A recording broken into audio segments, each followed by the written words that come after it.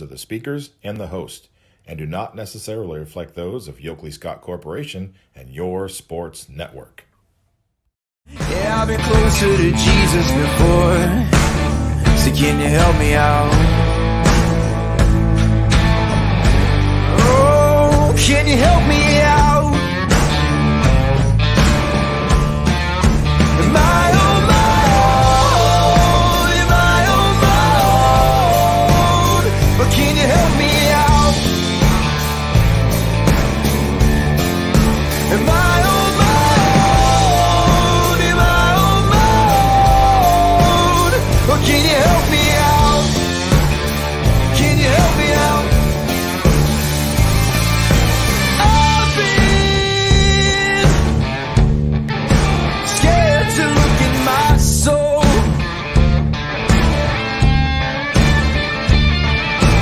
I've been afraid I would follow the road. Yeah, afraid of the things I've been told. Hello, party people, people of Earth, and people that are extraterrestrial, not of Earth. If you're tuning in, thank you so much for coming into Running Point on ysnlive.com, Tuesday episode. I'm Anthony Harvick alongside Mr. Ty Bartell, as always, and we're excited to get this Tuesday underway. We're both wearing red today. It must be one of those red Tuesdays.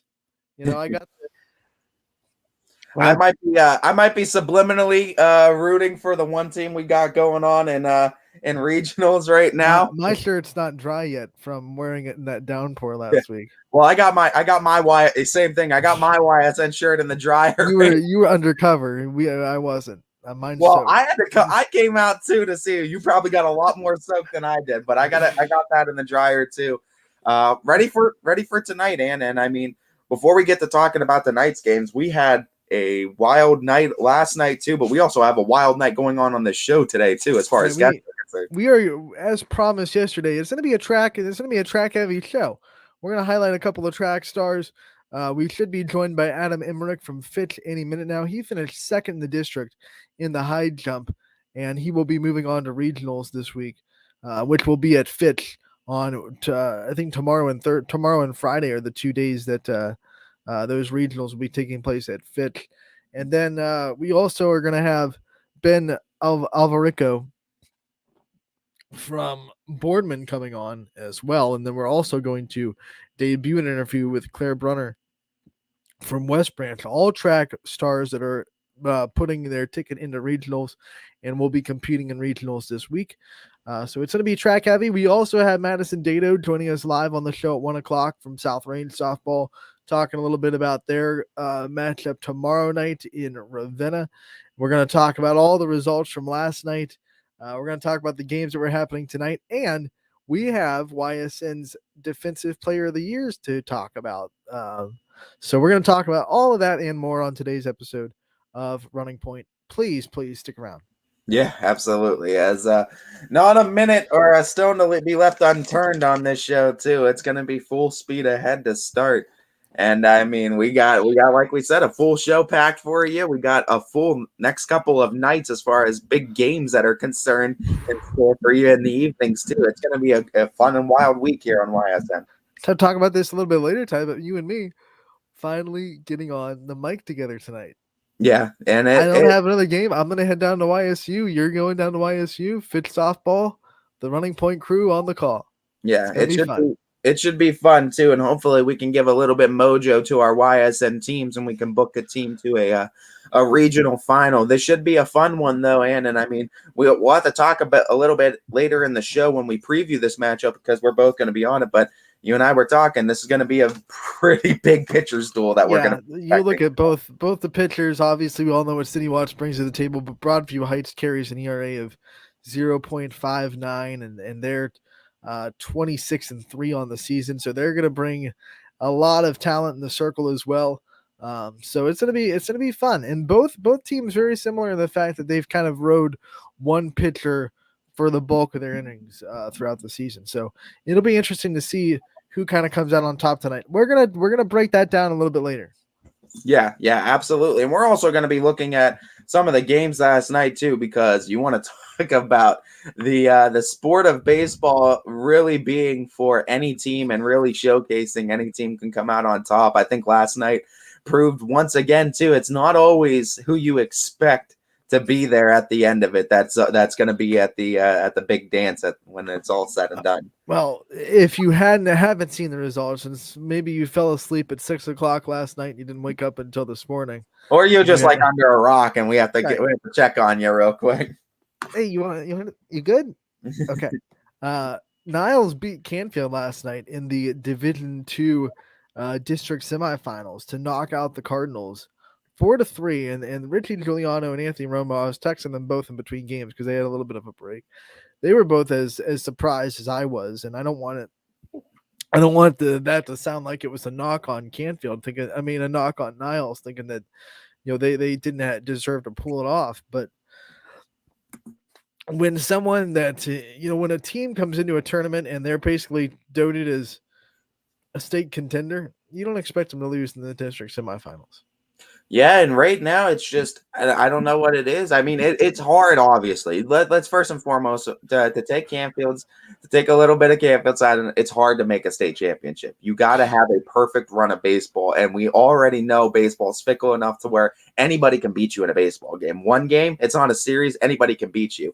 But in the same sense, you got to credit Niles. They came in prepared. Coach Canary got 200 wins in his Niles career this season, too. This is a Red Dragons team that has been there, done that. They're experienced, too. This isn't a team that was new to this dance and new to winning baseball games. They knew the task at hand. Coach Canary is probably one of the best coaches, too, in the area that can get guys prepped for this game and get his guys hyped for this game. Definitely one of the most tenured coaches and experienced coaches. And I think he came into this game with that experience on his shoulders. Probably kept his team pretty calm, cool, and collected. Matt Kosak threw a great game for the Dragons. Canfield took an early lead. It was 3-2. I think Gerdick hit a double to take a 2-1 Niles lead and make it 3-2 Canfield. And when that happened, I was like, okay, Canfield's gonna relax now. Their pitching can hold the lead. They just took a lead late, but then they start the sixth. Niles does with a hit by pitch, a hit by pitch and back-to-back singles to load the bases. And Kozak, who had pitched great all night, comes up with a double, a 2-run double to give Niles the lead right back 4-3, and they hung on to that. So Kozak, what a game from him. That's a huge win for them too. And I mean, it goes to show you that nothing's guaranteed. And I mean, I know we were talking about this Canfield team all season, and I mean, you go into it, they have all these seniors coming back. You thought it was going to be a big year. Hey, newsflash to everyone too. We thought South Range was going to win some more state titles after Jake Gehring's freshman year, and they got a title under their belt too. But sometimes it just doesn't happen that way in this sport, and that's the beautiful thing. It's just because someone won a championship last year, they could return everybody. It doesn't even mean they're making it back to state again the next year too. It's a hard road to get to Akron too, and sometimes the smallest pebbles can trip you up. But in this case too, I think it was a case where maybe we were all thinking that Niles was a rock, and now it just turns out they're a little bit more of a boulder that you got to worry about. The South Range alum in me wants to throw out the caveat that Jake Gehring got hurt. Yeah, he did get hurt. But I mean, it's also it also. But I get what you mean. Nothing's guaranteed. Like I'll bring up the last time South Range went to a state championship game the year after. They didn't get out of districts, and they brought back 8 out of 9 starters on that team. So everyone kind of thought that softball team was going right back to state. They have everyone back. They have their pitcher back, have their catcher back. They have their power back and their offense. They lost their leadoff hitter. So everyone kind of doted them as the new state champions or getting back to state, and Mooney tripped them up. A good Mooney team came and beat him in district. So nothing's guaranteed. You got to put in the exact, not saying that Canfield didn't, but you got to put the exact same amount of work in as you did the year before. You got to have the same kind of bounces go your way. And baseball's so fickle. We've said it. We've had this discussion. Baseball and softball is the sport that lends itself to the biggest chance for upsets in the tournament because it's one and done. And it is a fickle sport by nature. And you look at it too, on top of all that, I'll give you another one too. How about Louisville over Salem last night? The exact matchup we had, Salem Canfield last year. I mean, and I know it would have to be a little bit later in this tournament, but not gonna chips aren't gonna fall like they should for that one to happen. And I mean, you look at these games too, and you look at exactly what happened around the area. It just goes to show it's not who you necessarily expect. And hey, in a one game baseball, you go to 7 innings. I got my best, you got yours. Let's throw it all out there and let's see what happens too. Once you get to this stage of the tournament, everybody's a good baseball team. Yeah, and Louisville, they did the Anthony Warner just came and said, "Hey, He called a shot like Babe Ruth did. He came in and he was like, by the way. And I forget. I think I forget who put it in our comments, but it was in our comments yesterday. He hasn't given up an earned run in over a month now, so he's on some kind of level. We're, of course, I mean, that was a game too. And you want to talk about pitcher's duel. We knew Carson Rhodes was going on the bump for Salem too. So like this was good. And it was 3 runs scored in the entire game by both teams too. Like what more can you ask for? That was pitcher's duel to the max. And this is a huge win too. Louisville now all of a sudden has 1 game away before getting themselves into regionals. And I believe they're faced up against a very tough Marlington team on the other side of that. A Marlington team that we know all too well and has been, a thorn in Ysn's side for a while. But we're going to talk about all that baseball a little bit later. We are going to be joined by Adam Emmerich from Fitch Track right now. And Adam, thank you so much for taking the time to join us today, bud.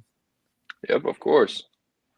Adam, what I always like to start out with all of our student athletes, I always like just to ask the season experience from your perspective too. Some highlights for it from you. I mean, obviously coming in second too, and that and the high jump was huge too.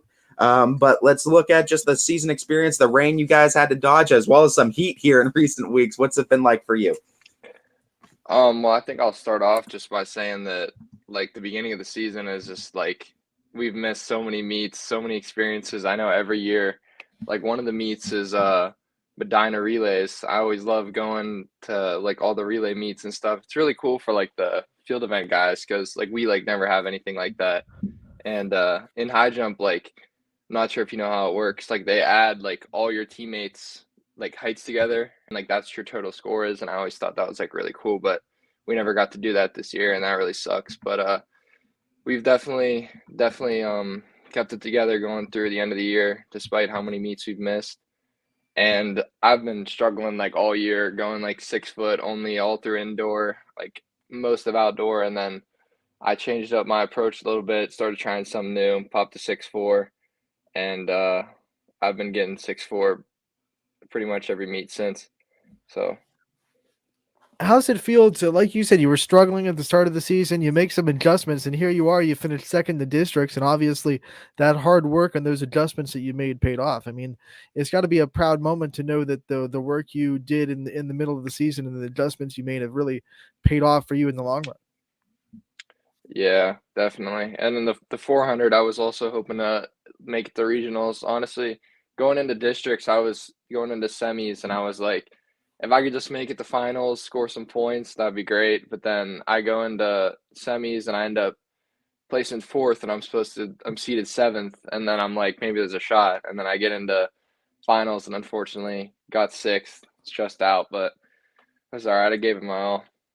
You look at your career too, and you're just a junior for Fitch right now, but winning the 2018 junior high state champion as a high jumper, do you feel like there was either pressure or maybe a chip on your shoulder coming into the high school varsity level to kind of try to prove that you can get back to that level too, and it's not just the middle school success that you're having?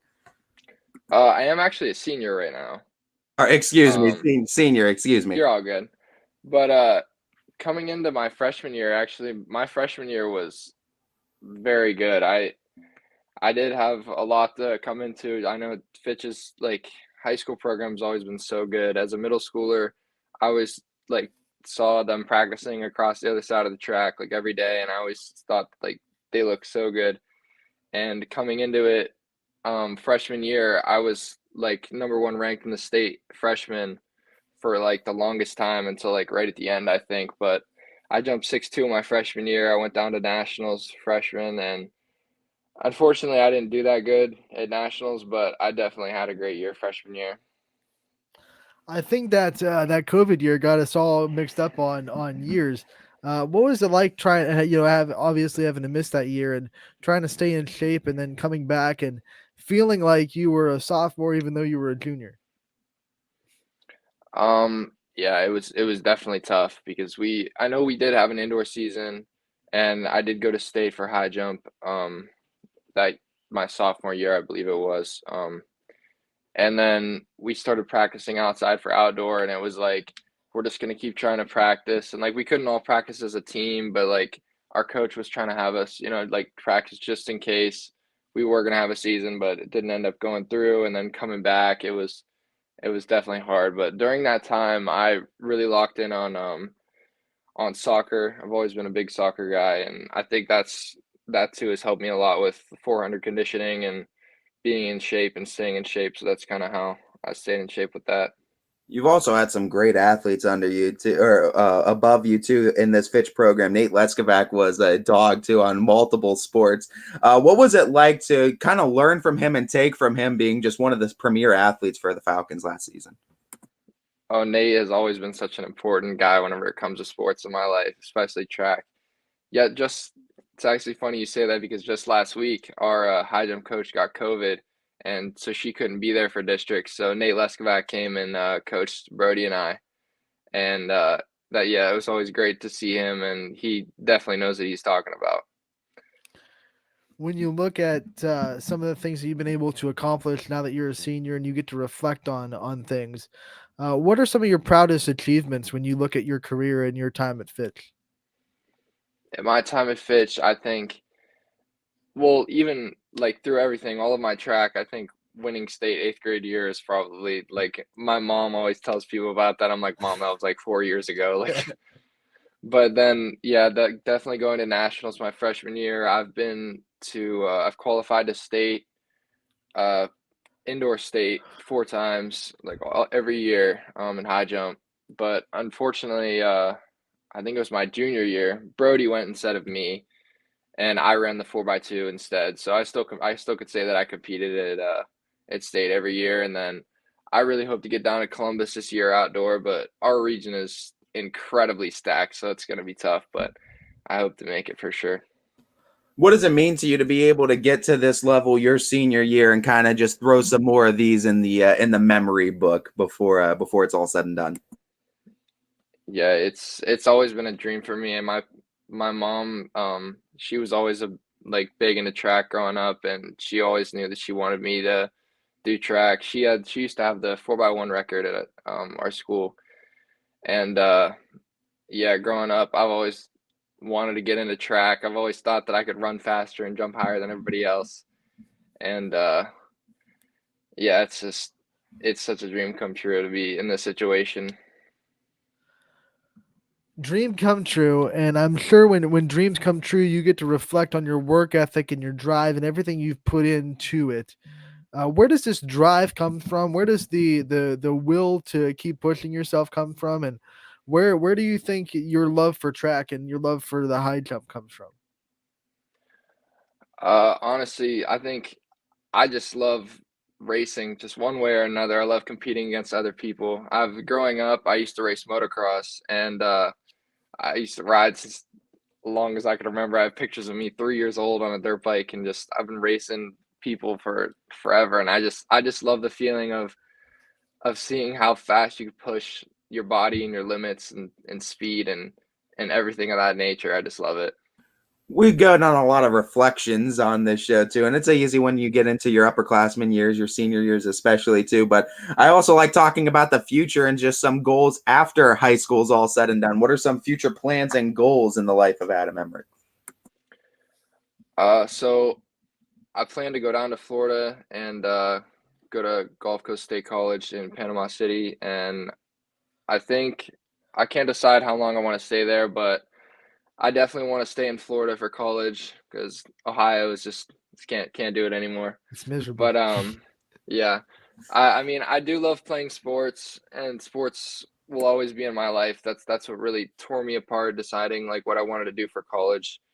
If I wanted to stay here and play sports or just go away and not do it. But after talking to a few people, I realized that just because I'm not going to play sports for a school doesn't mean sports are just going to leave my life forever. I'm sure that if I go down to Florida and go to college there, I'll play beach volleyball or some kind of sport. What I'm never gonna be out of sports. what sold you on Florida though? Because there's all kinds of other like states that have college, like warm climates too. But what sold you on Florida, and what sold you on that specific college? It's just that me and my family would go every year for the past like 5 years or so. We'd go down to Fort Myers Beach in Florida, and it's always just like seemed like you're just going to a different world. Like it's not even real, and it's just always been so beautiful. And that's just the place that I said that I've always wanted to go and just live in Florida. All right, Adam, before we let you go, I want to get a rapid fire segment of this interview so we can get to know you a little bit off the track since we've gotten to know you so well on the track. I want to start with what is the favorite pre-meet meal for you to put in your body before a meet? To be honest, I throw up every single meet regardless, but probably Subway. I'd say that does it. One time, I went through like a couple of years where I was throwing up a lot, and someone said, "Eat peanut butter," and I said, "Why? Does it calm your stomach?" And they said, "Nope, it tastes the same going up as it does going down." So Yeah, that's completely true, 100%. What is the one thing that you love the most about being an athlete at Fitch? Being an athlete at Fish, probably just the people. The people there every day. I'm excited to go and just even practice. I'm excited to show up and see all those people and have fun with all those people. And they just make it such a good experience. It doesn't feel like it's a task for me to have to do all this stuff. I want to be there. All right, I'm sure you are in a competitive family. So, family game night, what's the go-to game for you guys? Man, we haven't played a game in a long time, but growing up, I used to try and get my family to play board games all the time. But there was this game called Know It or Blow It, and I'm not sure if you ever heard of it, but it's like a trivia game. I've always been a fan of trivia games, but yeah, there's two teams, and you got to see who gets to the end first by answering questions. All right, if we could put you on a game show, what game show do you think you'd have the biggest chance of winning? Oh, I think I'd be pretty good at Wipeout, I think. I want to put that to the test for sure. We should have a YSN athletes wipeout competition. Oh, I would love that. I've always wanted to do that. Uh, Or a Ninja Warrior. That'd be good too. what is if we took you to karaoke night? What would be your karaoke song? More Than My Hometown by Morgan Wallen. Is that pretty much what your playlist looks like before a meet? Actually, I'm extremely diverse in music. It could be from really hard rap to Taylor Swift's country music in seconds.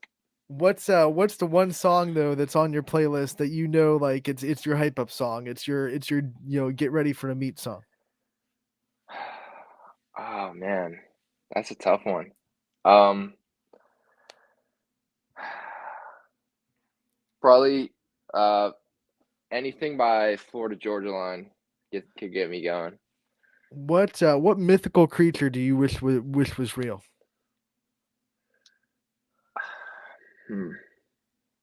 Dragons, probably. Dragons are sweet. If you could live anywhere in the world, where would you want to live? Probably Spain. What's your favorite vacation spot? Fort Myers, Florida. And if you could vacation somewhere that you haven't yet, where would you want to go on a vacation to? Probably the Bahamas. What was your last impulse buy? What does that mean exactly? Like something that you just bought on a whim, like you saw it and you said, "I have to have it," I and you got bought it. Yeah. The sunglasses. I'm not sure if you see all the Fitch guys wearing those shades. Oh yeah. But yeah. Well, so that brings into this category. Who on the team has the most swag? Tyree Mitchell, 100%. And who has the least? Like, who's the one that tries to look cool, but you're like, come on, guy. Nick Tavola. Who's the one that can get you to laugh at anything? Probably also Nick Tavola. Who's the best dancer? Donnie Ellis. And who is the one that you would trust as a getaway driver? Getaway driver. Brody Herman. All right. Before we let you go, we want to give you a chance to shout out your support system and the people that are always there for you. All right. The people who've always been there for me is definitely my parents. My parents have gone through everything, taken me across the country for soccer and for track and just everything. And they've always been there, spent the money, even whenever, like, no matter anything, any circumstance. And my coaches, Brad Clyde, in middle school, even though, he was just didn't, he tries. I'll give him that. But Steiner definitely has put it all together and definitely knows what he's talking about when it comes to everything. And I definitely appreciate everything he's done for me, despite the fact that he told me not to get yoked up one year and I put on all this size, but I still run. So, it's all right. All right, Adam, thank you so much for taking the time to join us today, giving us a little bit of insight into your senior season. We wish you the best of luck in regionals, and we'll talk to you again real soon. All right, thank you. Adam Emmerich from Austintown Fitch joining us live on Running Point, and we're actually going to go right from him, and we're going to play another pre-recorded interview that we did last night with Claire Brunner, who is also going to be running in regionals for West Branch. So I want to get right to that, and we'll be right. We'll enjoy this interview on Running Point, brought to you by Greenwood Chevrolet in Austintown. Anthony Harwig here. I am here for a West Branch track player profile, joined by Claire Brunner. Claire, thank you so much for taking the time to join us today. Thanks so much for having me. So I guess first off, we'll just ask you how it feels to qualify for regionals. You finished third in the high jump in districts, and that pushes you ahead to the regional meet. And I know that's one of the goals that every track runner has in the beginning of the season. So take us through that moment and what it felt like to kind of accomplish that goal and to get yourself to regionals. Yeah, of course. It's obviously an awesome thing. It's every track runner's goal throughout the season. So it felt great. We had a pretty competitive district meet, so we knew that we were going to have to come out and perform, and it just felt really good to meet my goal for the season and continue on to regionals on Thursday. Can you put into words how much work kind of went into this season and went into finishing third in districts and all the stuff that you've accomplished this year in track? It's definitely a lot of work. It's a lot of time. It's a lot of commitment. Any athlete knows that every day after school and after practice, we stay and lift. It's a big commitment and it's hard work, but it's a good time and it's definitely rewarding. So. And I think a lot of people have the misconception that track is so individualized and there's no team aspect to it. But when you look at this West Branch team, you realize that's not true. You look at the results and how many people are qualified to regionals and how well your team did in regionals. What's the dynamic like between everyone on the team and how do you guys push each other? I would say push each other to succeed. It's great. Everybody on the team gets along really well. We have a really good time at practice. Everyone's super competitive with each other and throughout the league and the district. We have a really good time. We definitely push each other. We compete with each other a lot at practice. The other high jumper, McKenna, and we go back and forth, and I think that's a really good thing, and it definitely pushes us all to be better. There's a lot of talent throughout the team and a lot of hard work, and I think that definitely helps us all to be a lot better. You're also on the volleyball team, which is a more team-driven sport, of course. So what's the team dynamic? How's it switched between volleyball and then track, where everyone has to count on everybody for volleyball, but track is more competitive with each other, pushing each other, complimenting each other, and trying to push each other to reach their goals. So how's the dynamic between the teams switch in a team sport like volleyball and then a sport like track? Right. It's definitely a lot different. Showing up every day, you notice if someone's late to practice or if someone's not there at volleyball. Rather than track, you might notice, but it's not really a big of deal. It doesn't really affect you as much or your position. I think in volleyball, I don't want to say you have to be closer as a team, but it's definitely a lot more like bonding as a team. Kind of have to work as a team a little bit more, rather than track where you just kind of like push each other and compliment each other and kind of help each other that way rather than work together as a team. Do you think the track dynamic and like we said, pushing each other, competing with each other, complimenting each other, do you think that helps you and everyone else on the track team be better leaders in whatever other sport they want to play? Yeah, I think it definitely does. Because at practice, we all go around doing our own things. And like we'll be at high jump and we'll cheer for people running by or doing this. And I think that definitely transfers into our team sports because like if we're doing different drills or like different stations or anything like that, then we can kind of like point out what the other people are doing and help them and notice what they're doing. And I think it does really transfer over into both sports and your team sport. So yeah. When you reflect on this season, and I know it's not over yet, you still got some stuff to do, but even if you make a deep tournament run, your meets are dwindling down. So when you reflect on it, what are some of your favorite memories of this West Branch track season, and some of your biggest accomplishments that you're so proud of? This year at EBC, we had a really good time. It was really exciting. I don't really know if I was expecting to place as well as I did. And so me and McKenna were jumping and we both did really well that day. So I think that is a really good memory and a lot of great practices. We're really close as a team. We have a really good time. The coaching staff's great. We get along well. They're super fun to be around. We joke around at practice. So I think practices are really good memories too. It's just all a really good time, a really good team dynamic, a really good environment to be around. So I definitely have a lot of good memories at practices and meets and singing on the bus and all that. So it's a really good time. I like that you brought up in the EBC meet that you finished better than you expected. Take us through that feeling when you go into a meet, you have a goal, you have kind of a bar that you set for yourself, and then you exceed even that bar, and how that feels, and how much do you think that makes you confident for the next meet? So I went in and I was hoping to get on the podium, but there's a lot of good competition in the EBC. So I was hoping to place and then placing second was a really good feeling. And I think it definitely helped, especially so close to districts going into the district meet. I think it definitely helped with a lot of confidence because it was just like, wow, I just placed second in the EBC. Like maybe I do have a chance in the district. So it was definitely a good confidence boost. Super exciting. Like we said, third in the district in high jump, and now you go into the regionals qualifying. What are some of your goals and expectations for this regional meet on Thursday? So I was there last year and I didn't do quite as well as I probably should have or I wanted to. So I think this year my goal would to be to reach my expectations and just jump to my ability. Placing would be nice, but really just jumping as well as I know I can. Really good competition.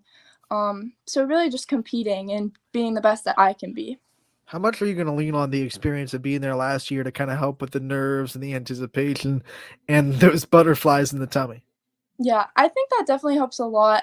A lot of us have ran there last year, so I think that's definitely helpful in like the jitters and the nerves you get before. Um, I've jumped against a lot of the girls, and we've jumped at Austintown twice this year at the Optimist and at the county meet. So that definitely helps to know the area, know the mats, and know the track and everything. That definitely helps too. So What's your pre-meet routine to get yourself psyched up and get yourself kind of mentally ready to go compete? so a lot of the times me and a few of my other teammates drive to the meets and so we play like a bunch of songs and we just sing along in the car or if we're on the bus then we sing on the bus. It's fun. We just talk and yeah. Does getting yourself in that competitive mindset, is it different in track than it is for volleyball, or do you use the same kind of things to get yourself hyped up for a volleyball match that you would for a track meet? Um, I I think I am a little more I don't want to say serious, but I think I get a little more nervous for volleyball.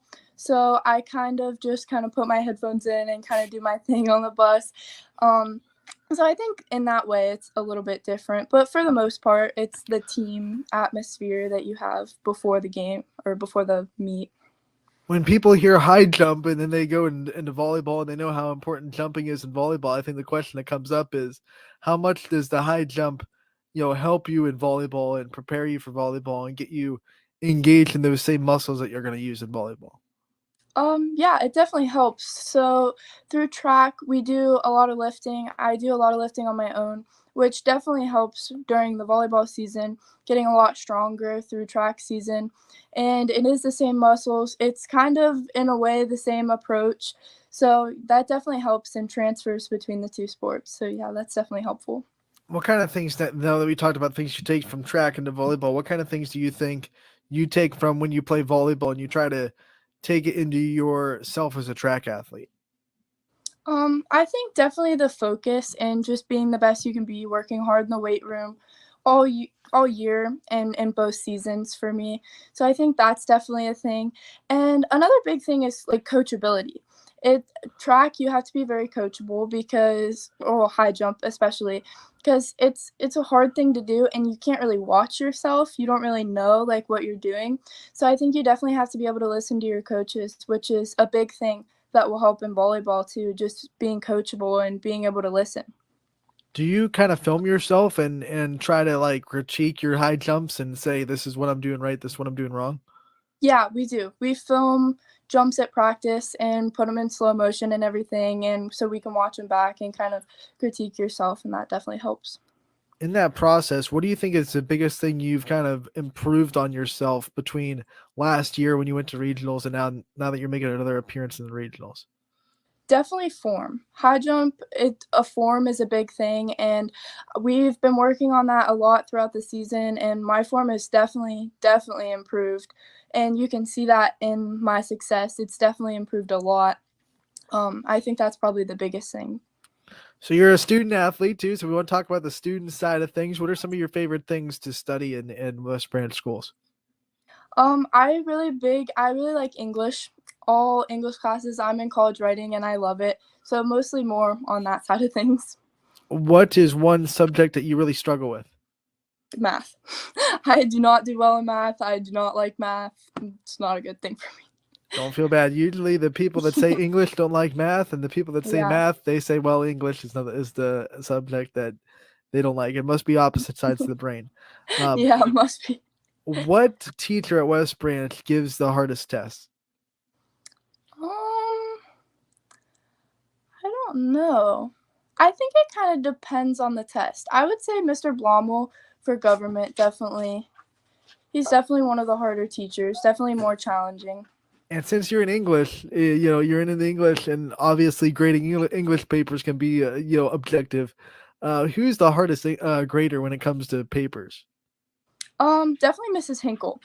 I haven't really had a big experience with her, but I know she's definitely pushes you to do better. I know she can be really tough on students and it really pushes them to be better, so I know that she's helped me. What's your favorite type of thing to write? Do you like creative stories? Do you like the poetry? What kind of thing do you really like to write yourself? I kind of really like research. We've done that more this year in college writing. So I've really enjoyed like researching, learning about new things. That's kind of what I really like. If you enjoy that, you're going to be popular in college when you have to teach everyone how to do MLA, all Yeah. the sourcing. You're going to be popular. What is one project or assignment in West Branch that you think that you really liked and you really enjoyed doing? Um, my freshman year in honors English with Mrs. Lesnett, we did a charity project. And my charity was for spinal muscular atrophy, which is something that my cousin has and has struggled with her whole life. So I think that was something really cool for me to raise money for that and to kind of research more about that. I think that's something that sticks with me that I really liked and appreciated. All right, before I let you go, I want to hit you with some rapid fire questions as well to get to know you a little bit off the track since we've gotten to know you so well on the track. If we were going to take you to karaoke night, what's your go-to karaoke song? Oh my gosh. I have no idea. Come on, you set yourself up for this because you said you sing on the bus rides and you sing in the car. So As a team, not by myself. I really don't know, honestly. We like to sing Party in the USA is always one that That's a we sing on popular the one. bus. So maybe that, probably that. We've had that answer a couple of times. Yeah. What's kind of your playlist look like, your personal playlist? Well, I live on a farm. I work on a farm, so definitely more country, but I like pop and rap. I kind of like a little bit of everything. Is there one song on your playlist that, like, if you're around your friends, you skip and you're like, I don't have that one on my playlist. That's an embarrassment. A lot of my old country songs. I really like older country music. A lot of older country music songs. My friends will be like, "What is this?" So some of those songs, I think. Obviously, living on a farm, I'm sure you have a lot of animals there. So this might be a easy question for you. But if you could have anything as a pet that you don't currently have, what would you want as a pet? I don't know. Probably, I've always really wanted like a rabbit. I've never had a rabbit. So something that's kind of like boring, but probably a It's rabbit. not boring. Every time I go to the fair, I go through the rabbit barn and just Yeah. dream of buying one. Yeah.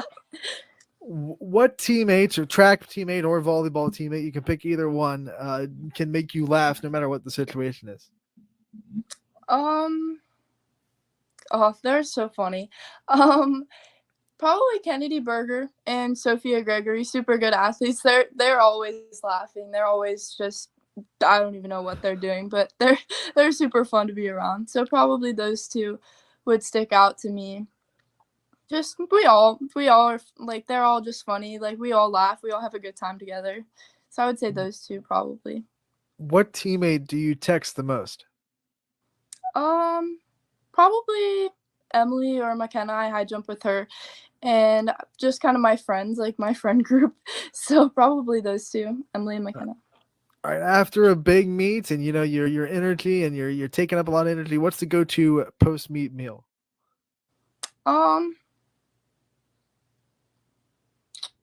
Texas Roadhouse. Anything from Texas Roadhouse.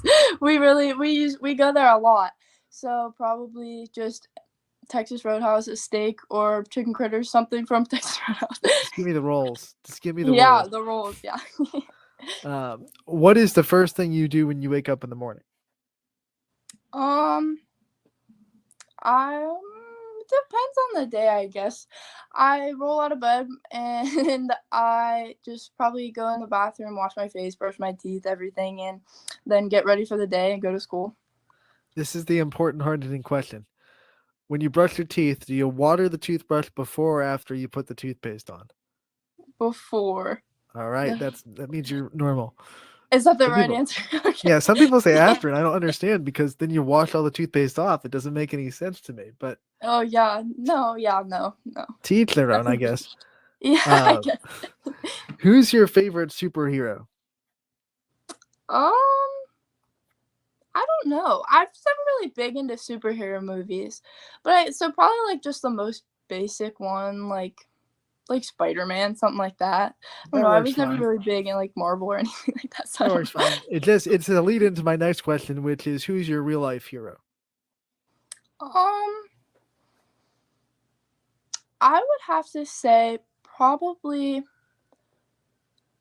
there's a lot of influential people like in my life and my family. I would probably say my sister has a really big impact on me. She's been there for every track meet, every volleyball game. She's super successful. She is really smart. I've always really admired her for that. And my uncle, he was always a really good athlete. And he still coaches. And he pushes me to be the best I can be a lot. So probably him too. Since those people support you, it's a perfect segue into the final question, or I guess I should say prompt. We like to give our athletes the chance to thank their support system and the people that are always there for them. So I want to give you that time. My parents, my mom and my dad, they work super hard and then they come to my meets or my games, and I really appreciate that from them. My sister, like I said, coaches, we really all owe it all to them. They work super hard. They're always pushing us to be the best we can be. So Coach Adams and Coach Velasca this year, super good, super supportive. Coach Lanzo, Coach Shields, they're always there for us, always pushing us to be the best we can be. And then really just all of my family are super supportive. Claire, thank you so much for taking the time to join us today. We appreciate the time. We wish you the best of luck in regionals, and we'll talk to you again real soon. Thank you. Thanks for having me. That was Claire Brunner from West Branch, who is going to be in the regionals for the high jump on Thursday, and she'll compete with a lot of really good track and field runners in Division II. And now we're going to go right from her into Ben Alvarico from Boardman. Ben, thank you so much for joining us today. Yep, thank you for having me. You got it, bud. Ben, I mean, what we like to start with, I think, with all of them, first and foremost, the feeling of qualifying for regionals, as well as just the season experience as a whole from your perspective. It's definitely a surreal feeling, especially because it's senior year. You know, it's the last for everything.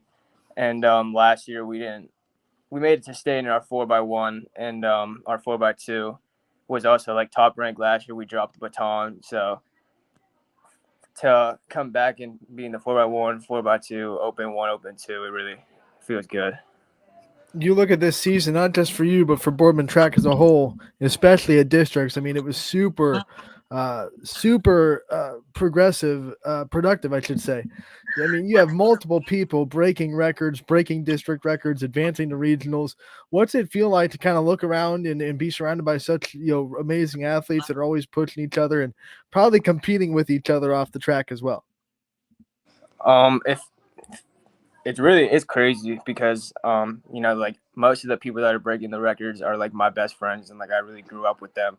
So to be able to break my records and our relay records with them, it really feels good.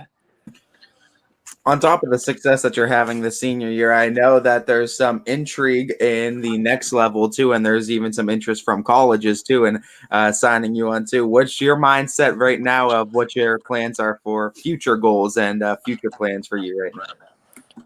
Well, right now, I have 2 offers right now, but I'm kind of just waiting out to see because I just ran 21.4 at 10.5.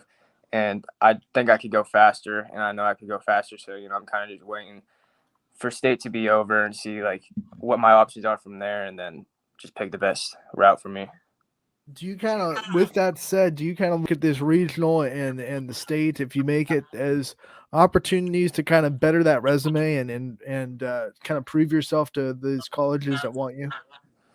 Yeah, definitely. It'll help me prove myself, especially, our region. If you make it out of our region, there's a pretty good chance that you can place at state because, our region has like one of the toughest like sprinting regions, I guess, in Ohio. We got a lot of guys who go low 21s, mid 10s. So I definitely think if I could push myself with the guys that are going to be there, I could get lower times, better times, and then that'll help me with the recruiting process.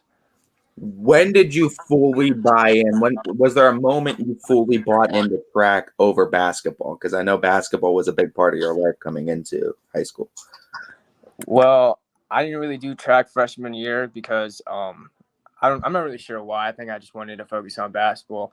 And then sophomore year, I did end up somewhat doing track, and then COVID kind of happened, so I didn't really get a season, so I didn't really get to see if I was like good or not.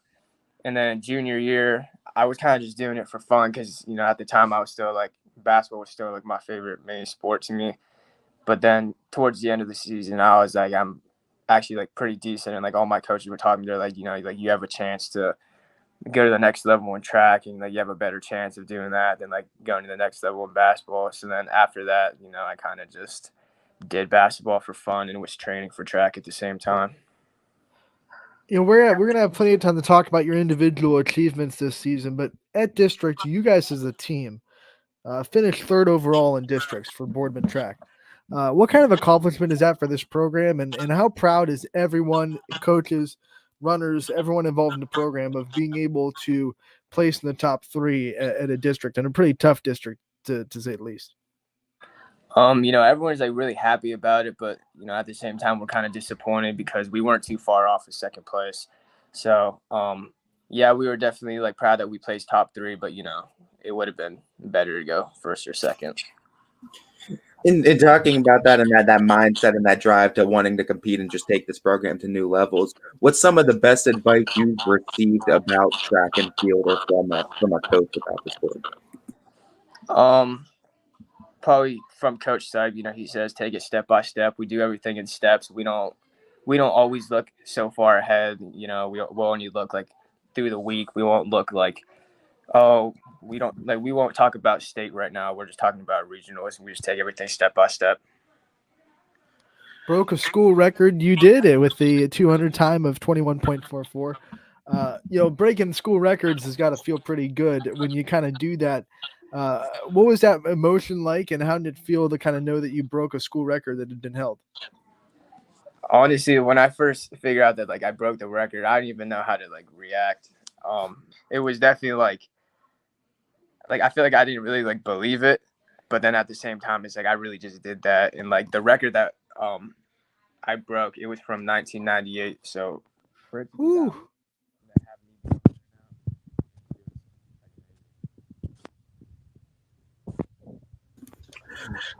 Looking at your experience with track too, and just the support that Boardman I know brings with all of its athletics, what's the support system been like for Boardman track too, and the Spartan community? the support is amazing, especially even Tuesday meets. They're not like as big meets, but a lot of the community comes out and watches. The athletic directors, all the principals, a lot of the a good amount of the student body, they came out when they could, and at district finals there was that I knew like just from school that was there. So the student body that was supporting us, and then last night, at the board meeting, we got all of our records. So it really meant a lot. As regionals get closer, does the anticipation amp up, and do you get more and more of those anxious butterflies in your stomach? A little bit. For open events, not as much, but relay team wise, we do, because our 4x2, we're number 1 in the state right now, and everyone always wants to see number 1 go down. So it's a little nerve wracking, but at the same time, it's also really fun knowing that we're number 1 in the state for the 4x2, and then we're number 2 for the 4x1. Especially, the 4x1's a quicker race. You got to be more clean, and a little bit of mess up can cost you like thousandths of a second.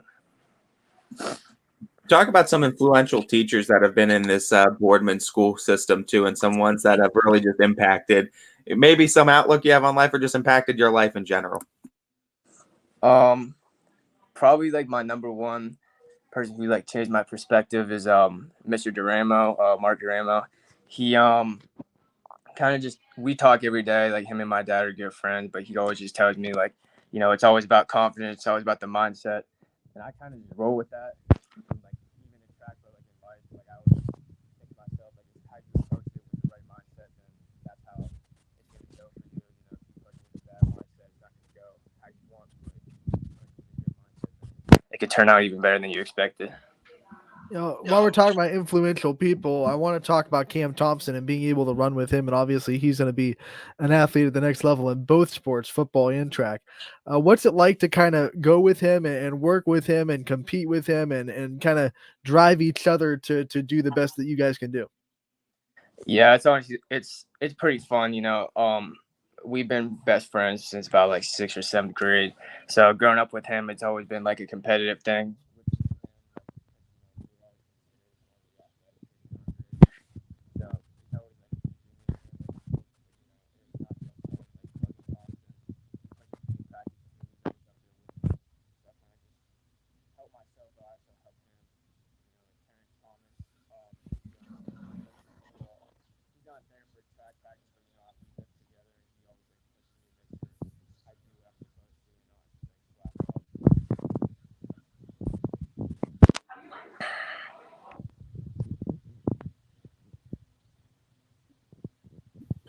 Talking about being a senior too for this program as well, what are some other younger track runners that you've tried to mentor now?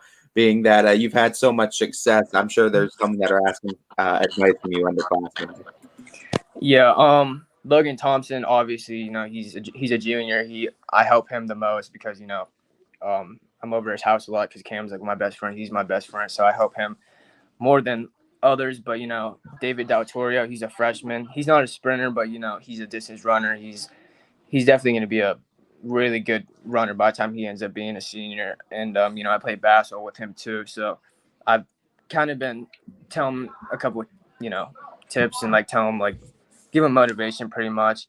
And then on the girls' side, Mackenzie Riccatelli, Abby Mehawk, they're both really good runners, good young runners. And if they ever need some advice or something, I just tell them you can come to me. I can try to help you out.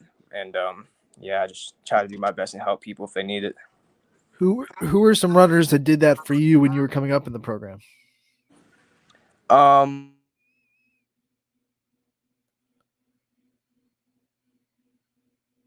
He wasn't there my junior season, but I did cross country when I was a freshman. He kind of helped me. He's like, you should do track. So he influenced me a lot. Frank Barrow, he helped me through last season because I didn't really think I was that good. I didn't have as much confidence as I did. And, he always kept me going, told me that I could run better than I have been. He pretty much helped me through that season last year. With this season, you never know which meet's going to be your last one wearing the Spartan uniform. What's that kind of feeling like once this postseason starts too, and you never know when the next one's going to be your last until you get to the last. It definitely gives me motivation because high school is high school. We never going to get it back, so I kind of just do my best, do what I can, and if it doesn't work out how I'd like to, then there's not really much you can do, but I just try my best every time I put on my uniform. Before we let you go, I want to give you the chance to thank your support system and the people that have always been there for you. My mom and dad, my mom, she works a lot, but when she can, she always helps me out, whether I need food or money or something like that.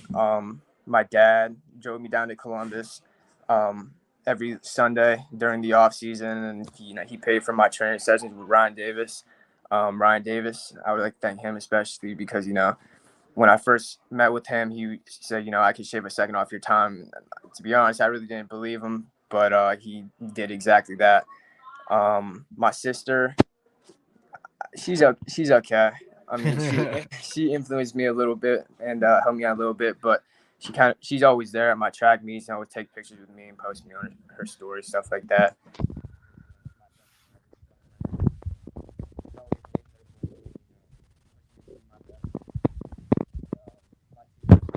My three coaches, Coach Phillips, Coach Arnberg, and Coach Syke for just helping me through this last season, and just getting me better runner than I was last year. Ben, thank you so much for taking the time to join us today, giving us a little insight into this track program. We wish you the best of luck in regionals, and we look forward to talking to you again real soon. All right, thank you. Ben Alvarico,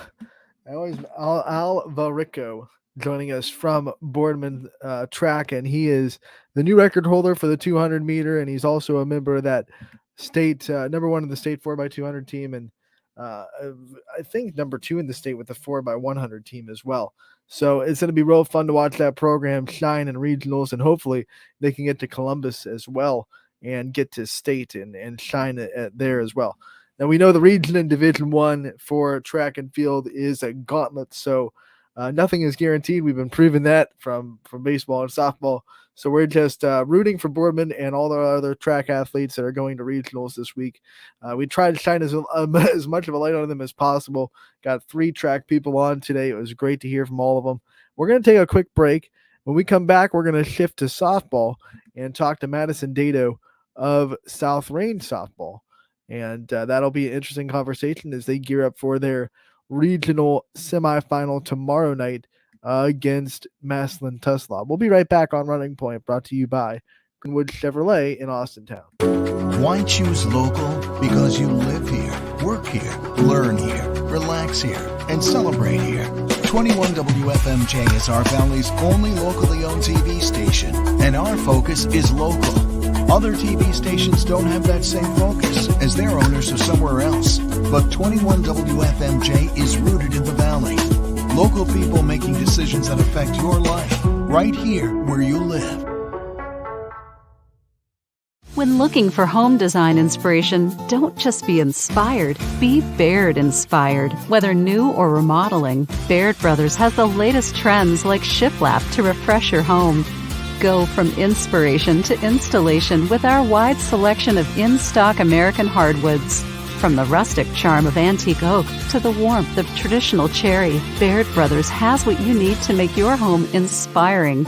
Baird Brothers, our family's heritage, your family's home. Hi, I'm Colin Chupa. And I'm Kelsey Clem from K-Squared Marketing. Our boutique marketing firm specializes in media planning and buying, public relations, event marketing strategies, and strategic sponsorships. We can integrate our services with your existing game plan, or we can be your entire marketing team. Your goals, our game plan. Let's win together. Call K-Squared Marketing at 330-623-2730 or visit ksquared.marketing to learn more. Change.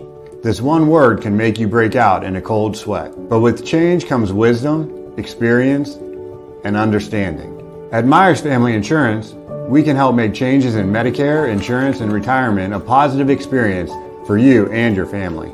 We've gone through changes, like our new office and new faces to help our family of clients too. For all your Medicare needs, call Myers Family Insurance. Check us out online at myersfamilyins.com or find us on Facebook.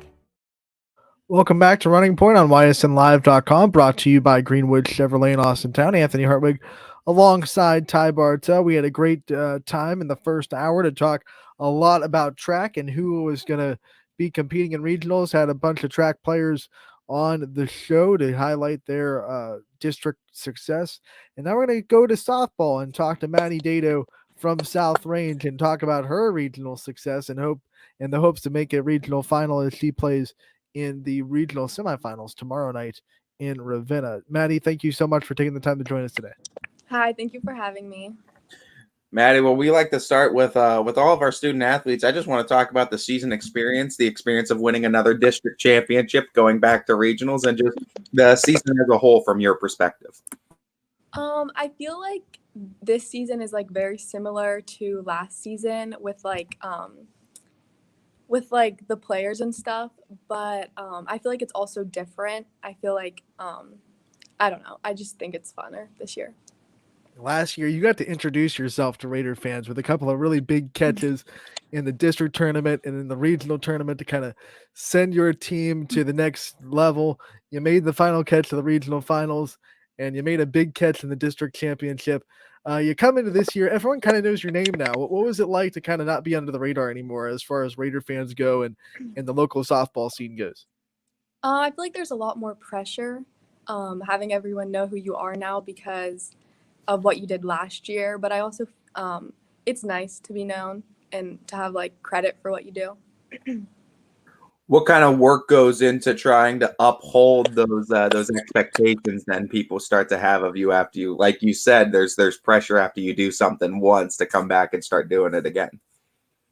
Well, I work all through the summer with my travel team, and then I go to hitting lessons, and I'm constantly working with my dad. While we're talking about the pressures and trying to deal with them, obviously coming into this program has to be a daunting task just by itself with the success that it has had over the years. Coming into it, what were kind of the expectations that you put on yourself, and how did you deal with not letting it get to you and not letting the pressure of trying to hold up South Range softball kind of get to you? I just tried to remember that like people make mistakes and that even like some of the best players that have played here make mistakes in some of the biggest games, and it's going to happen. You just have to let it go. Being one of the younger players, and you try to obviously make a name for yourself being an underclassman with the varsity level, what's some advice from a coach that's been given to you that you've taken throughout your softball career? The same thing with mistakes again, that they're going to happen and you have to let it go and you have to not keep thinking about it. Like if you make a mistake in when you're batting, you can't take that into the field because you're only gonna make more mistakes in the field then. Got to throw out these numbers that you've put together this year because you don't make a lot of mistakes as far as especially in hitting. Batting 484 on the season. You lead the team in hits with 44. You got 13 RBI. The caveat is you spend most of the time in the top of the lineup, so your job was to just get on base. What worked so well for you this year? Why did you find so much success, especially at the plate this season? Honestly, I think slapping helps me a lot. I'm not a great power hitter, and I think I've only like actually hit the ball once. Every other time I've gone on base, it's either a bunt or a slap. You see some love happening in the comment section. Austin Town head coach Stephen Ward gives some love to the South Range. And talking about this team and talking about this upcoming game, what's the message like from Coach DeRose now ahead of this game with Tesla in the locker room? Honestly, that we just have 4 more games and to not lose because we're playing for our seniors and he doesn't want to be done and none of us want to be done, and to just try our hardest and keep going.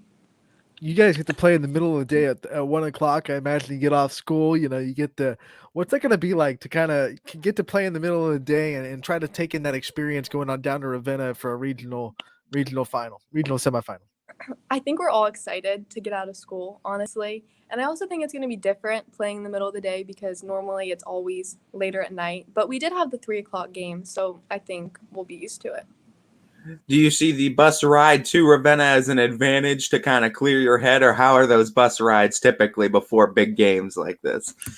I sometimes they're like completely silent, and then other times we're just messing around the whole time.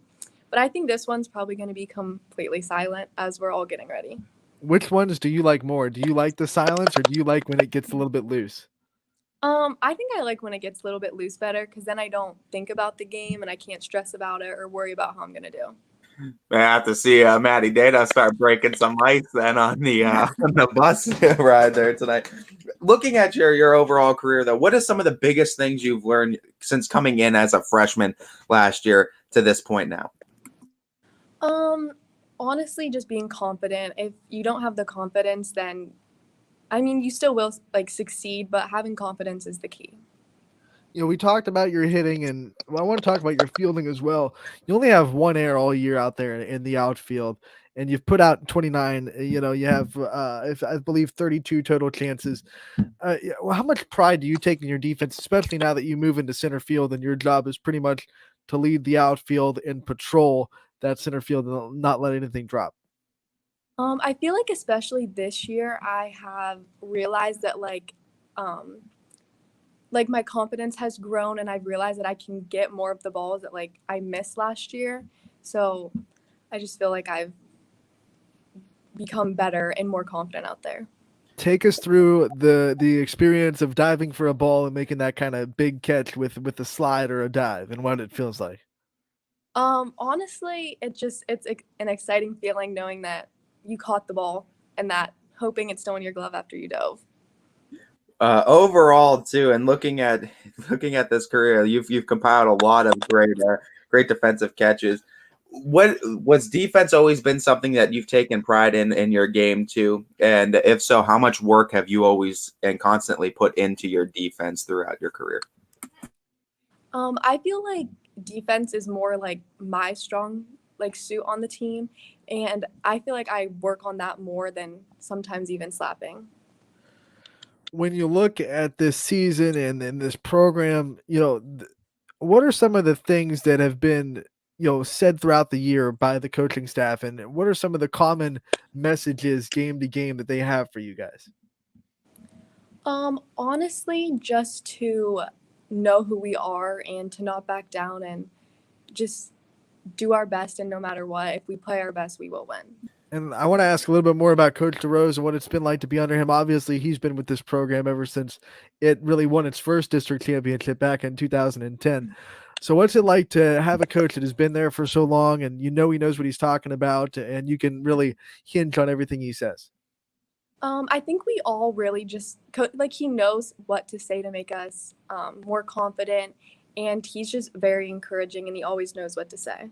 We've heard everyone has a nickname on the team given to him by Coach DeRose, or most people have a nickname. Do you have a nickname from Coach DeRose? I don't. No. Oh man, I'm so sorry. We'll get on him on Wednesday to give you one. Looking at the dugout though, I gotta ask this too because this has been a popular question this season. What's the go-to dugout snack and sports drink combination? Probably Skinny Pop. Me and Kelly eat that before almost every game. And I don't really drink Gatorade, so I normally just drink water. What is one thing that you kind of makes you proud that you get to represent South Range and you get to wear the burgundy and gold and tell people that you're a South Range athlete? Honestly, just all the success we've had and just all the success that all my teammates individually have. I just love being their teammates. We talked about the pressure of yourself personally upholding what you did last year. Do you think there's pressure coming in and being a part of a team that's had so much success over the years to kind of uphold and not be that team that doesn't uphold that success? I do think there's a little pressure, but I think we all handle it well and we all just do our best. You talked about your teammates' success. We can announce that Kelly Zolik has been named the YSN Defensive Player of the Year. You got to talk about her, what it's like to be her teammate and what it's like to watch her behind the plate and how much leadership she brings to the team. I love Kelly, and she's definitely the funniest person on the team. And I just think it's so cool to watch how, like, before the game and after the game, she's like this funny person who just jokes around. But as soon as the game starts, she is the most serious person ever. And she won't joke, she won't talk. It's just all about the game. What is the goofiest thing one of your teammates have done this season that got everyone else on the team just cracking up? Well, there's this inside joke about powder that happened down in Myrtle Beach, just how, I don't know, Kelly just loves powder or something like that. It's just how funny she is. You brought up that trip to Myrtle Beach, and this Raider program has been doing it for a while. How beneficial was that trip for not just the softball that you had to play down there, but also the team bonding and building team chemistry?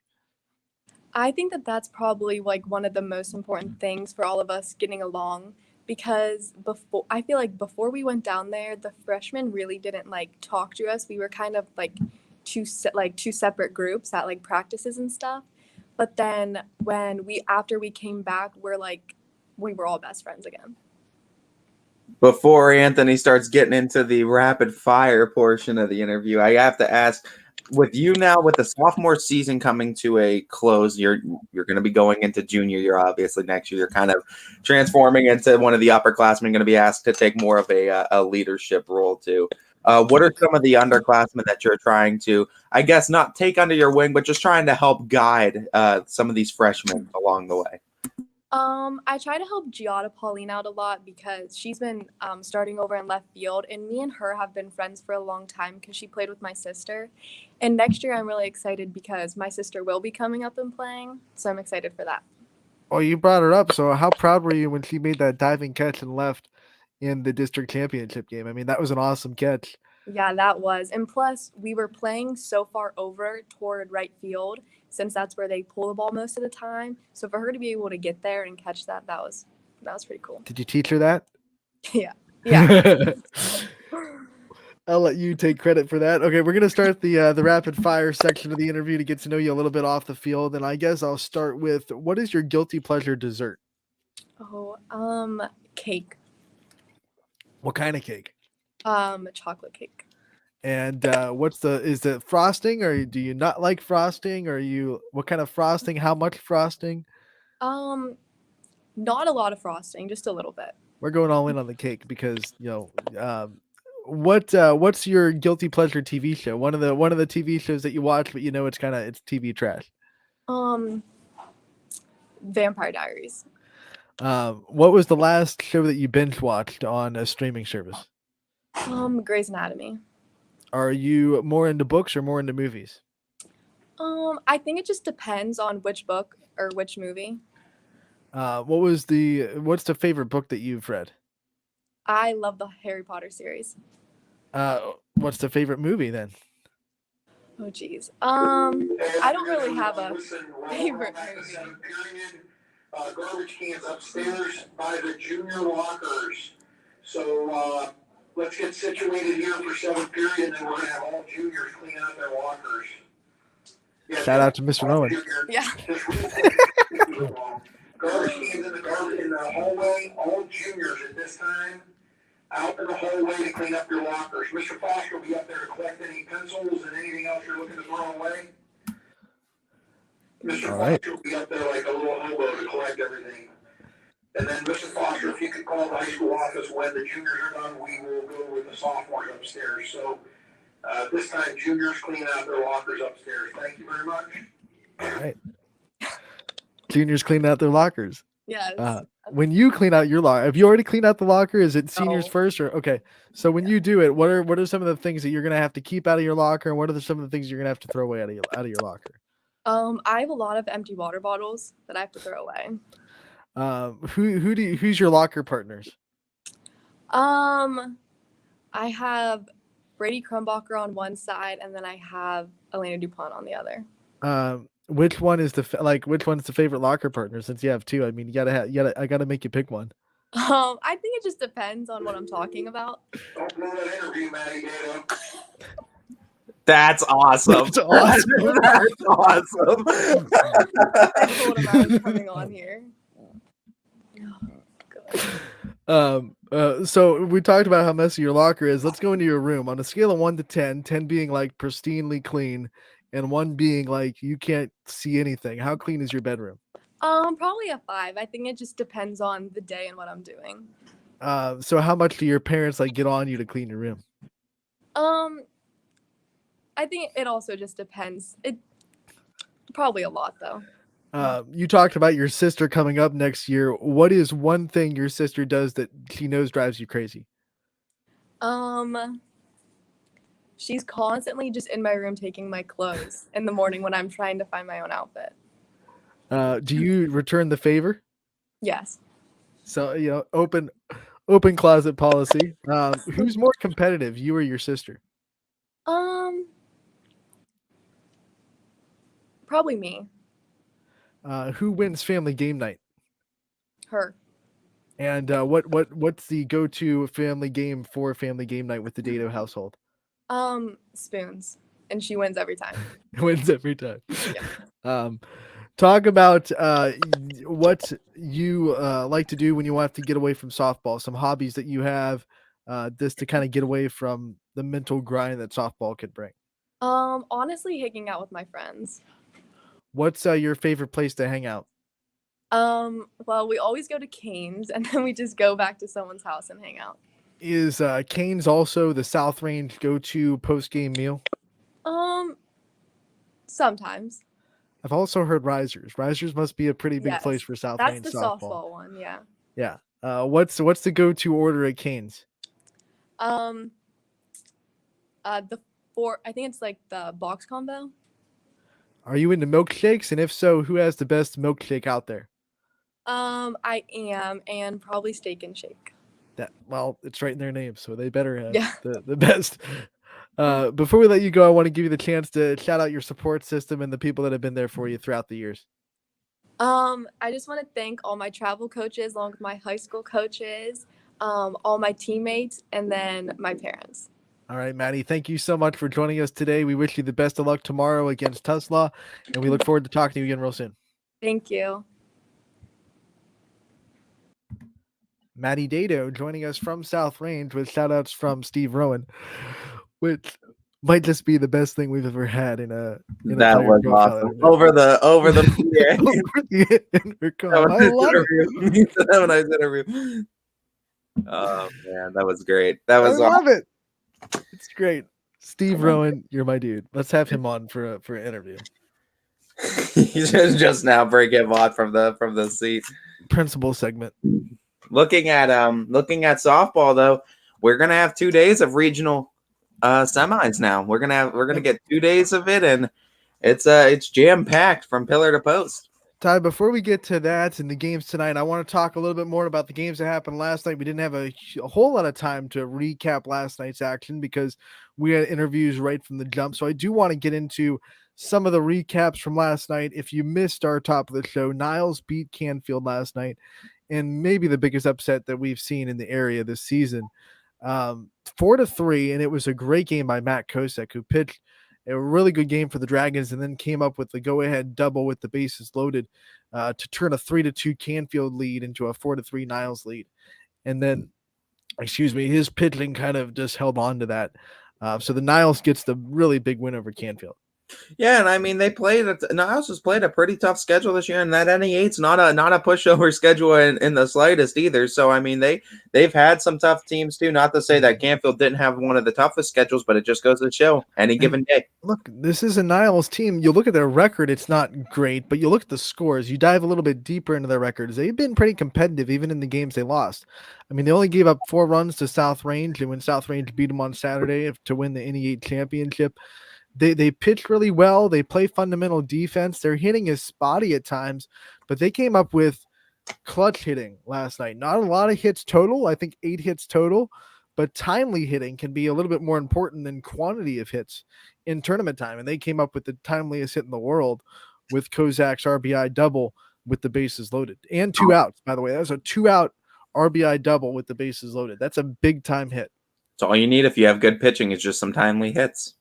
And Gerdick did the same thing. He came up and he hit a double that gave Canfield the lead 3-2. And watching that game, and Richie get kind of would texting me, he had the same sentiment. I thought when they took the lead 3-2 late, I thought, okay, they took Niles' best punch. They took the lead. Their pitching is going to handle this the rest of the way. And Niles came right back at him and gave him another counterpunch. And that's important in tournament baseball. You're going to have teams score runs on you. You're going to have teams, fight with you. And Niles' ability to kind of bounce back and give a counterpunch, very impressed with the Dragons. Yeah, absolutely. No doubt. And I mean, congratulations, Niles. We're rooting for you as you're one of the YSN representatives now. Indeed. They will move on to the district championship game to play Chardon on Wednesday. So we're rooting for you all the way, Red Dragons. Let's go. Let's get to regionals. Back down to Division II in the Louisville district, the Leopards were able to beat Salem for the second time this season. And one of the big reasons why was JT Popick, who, by the way, might have sealed the deal for Defensive Player of the Year last night. He wins Defensive Player of the Year. We announced that on our social about a half an hour ago. He was in the conversation. His catch at shortstop, I don't know if you saw the highlight of it. His catch at shortstop might have just won him Player of the Year and put him at the top of that conversation, because last night he was definitely in it. He's got a fielding percentage of 900, which is great for a shortstop. But last night, his highlight diving catch in short, which probably saved at least a run, was one of the best catches from shortstop I've ever seen. Yeah, and I mean, you see what had happened too. It was a 1-run difference between the Quakes and the Leps too, and we knew it was going to be a great game, and that's exactly what it was. Leopards now have Marlington for a district championship. I tell you, when you're going up against a pitcher as good as Anthony Warner, and you get a piece of a ball, and then the hit's taken away by a great catch like that, that's going to be so demoralizing. It's like going up against like a Clayton Kershaw. You finally get a piece of his pitch, and it gets hit right to somebody, or someone makes a diving catch, and you're like, come on, I've been working so hard to try to barrel this guy up. I finally do. And his defense behind him makes a miraculous catch, and now I'm still 0 for 3 or whatever. It's got to be demoralizing as an offense to have a great defensive play like that behind an already dominant pitcher. There's something to be said, and I know there's an advantage to batting in the bottom of the inning, but there's something to be said about playing at home for a district championship and just home field. Home is home. That's what your dad said yesterday in the comments. He said some other random stuff that made no sense. Yeah, but that one stuck. that one did stick. But Leopard Nation supports, and we know that they're nuts for their sports. So having it right in their backyard, it's gonna feel like a home game for Louisville, no matter who gets to bat in the bottom of the inning. So Louisville advances to the Louisville District Championship game, and they will play Marlington in Louisville on Wednesday, I believe, right? Correct? Wednesday at 5 o'clock in Louisville, if I'm not mistaken. I believe so. I'll double check that real quick for you. But yeah, I mean, Marlington, no doubt. we always tip our cap to the Dukes because they always have great programs, but we're all leopards in this one too. Until you join the family, Marlington, which you can too. Yes, we And can. if you want the Dukes on YSN, you can always give a call to the school board too. Free service to add on YSN to the school, and we would obviously love to add Marlington to the family. But this should be a good matchup, and we know Marlington always brings a good competitiveness throughout any sport. But Louisville, they've been sharpened with a non-conference or an independent schedule that is going to get them ready for this. Now we ventured down into Division 3 because it was Divisions 2 and 3 last night. And we'll start with Columbiana getting the impressive 2-0 victory over Springfield. And I'll tell you, that pitching staff, Columbiana, continues to stand tall. And they did the same thing last night as the birthday boy and Riley McElwain. He led the way, shutting out the Tigers. And he had 6 2/3 inning of work on his 18th birthday. And he gets the Clippers the 2-0 win. The first time that the Clippers have been to the district championship game since 2011. The man McElwain now. I mean, that's exactly what he is now, right? He's the man McElwain. He's the man. He's 18 and now he's he is the on man. the Tigers. Yep. I mean, that's an awesome performance by Riley too. We've had him on.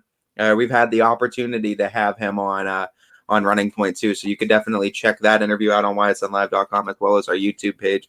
Wednesday is the start of that game too for Louisville, okay. By the way, you are correct on that.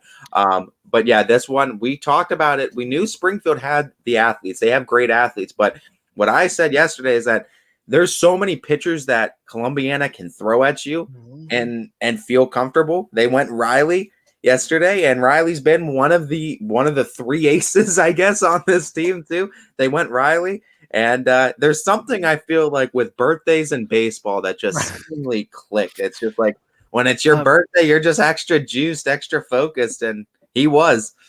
I'm sure you could go in through history yourself with your robot mind and pick out all the great performances that people have had in baseball on their birthday in the majors. I'm sure there have been a lot of big birthday productions, big birthday games, home runs from hitters, or big performances from pitchers. But I don't know if there's any way to better way to spend your 18th birthday than punching the first district championship ticket since 2011 for Columbiana. The man sends them to districts, to the district championship. And this is going to be a phenomenal matchup, I think, because we already know who's on the other side of it. Before we get to it, let's go and recap that other game on the other side of that Niles district, and it was South Range in a pretty good fight with Champion. 3-1, the Raiders get the win, though. Aiden English on the hill, and he pitched phenomenally. Great pitching in this district, and they get the 3-1 win. Nate Shaw pitched pretty well for the Flashes, so I want to give props to him. That 2 really good pitchers going at it, and 2 really good games in these district semis too. Like, what more can you ask for? 2 runs decided, both of them, and both were decided by great pitching. What do we have in store for this? I mean, this is a huge win for South Range over a Champion that just came off of winning their conference too. That both these teams were probably two freight trains that are just running. I'm sorry, Nate Shaw's. I knew it as soon as I said this. That didn't sound right. Nate Holt, who we've had on the show, so now I feel really bad about misspeaking. I still had Canfield on the mind. Nate Shaw got the start for Canfield. There's a lot of Nates. There's a lot of Nates, but you're good. Yeah, Nate Holt. Yep. I knew it as soon as I said it. I said, that doesn't sound right. those are 2 freight trains that are on course with each other. The Champion and South Range they were both riding in hot. Both came in winning their conferences just prior to. And South Range just got the better of the Flashes that night too. Champion's going to be back around next year, but this sets up a really nice matchup now, I think, for a district championship where you can pick any one of the pitchers from either team, and this is going to be a phenomenal pitching performance, I think, in this one. Shane Lindstrom, Aiden English, and Tyson Terajak all had RBIs on the day for the Raiders. They only had 5 hits, but they were good 5 hits. They were timely hits. And we said, talking about Niles, sometimes the timely hits are better than the quantity of hits. And they were 5 really timely hits that got the Raiders the runs when they needed to. South Range scored 2 in the second, 1 in the third, and that was enough, even though Champion scored 1 in the sixth. Aiden English got the start. He went 5 innings, gave up 2 hits, no earned runs, struck out 12, walked 2. And then Terry Jack came in and pitched the final 2 innings. Didn't give up a hit, gave up 1 run. It was unearned, 1 walk and 2 strikeouts. So 14 total strikeouts for Raiders pitching against Champion. That's hard to do against that lineup. As far as Champion goes, they did not get an RBI because that run was obviously unearned. Holt went 1 for 3, and I think Fife went 1 for 2, and they had 2 hits total as a team. So Fife and Holt get the 2 hits, and Champion tries to rally in the 6th, but they can't do anything with that unearned run. So 3-1, the Raiders win, and they advance to play Columbiana. Now we can talk about this matchup between the Raiders and the Clippers, the old-fashioned ITCL rivalry between the Clippers and the Raiders. And the last time the Clippers went to the district championship game, they were playing South Range all year because that was ITCL territory back in 2011. So you'll look at this matchup. Pitching's going to be really good. I imagine the Raiders are going to throw Skirpak, and then Columbiana can choose Pleska. That would be my guess, but they have other arms in the tank that they can throw out at you to as well. I mean, there's a lot of options Columbiana has on this. Eusebio has thrown really good. He's a young gun.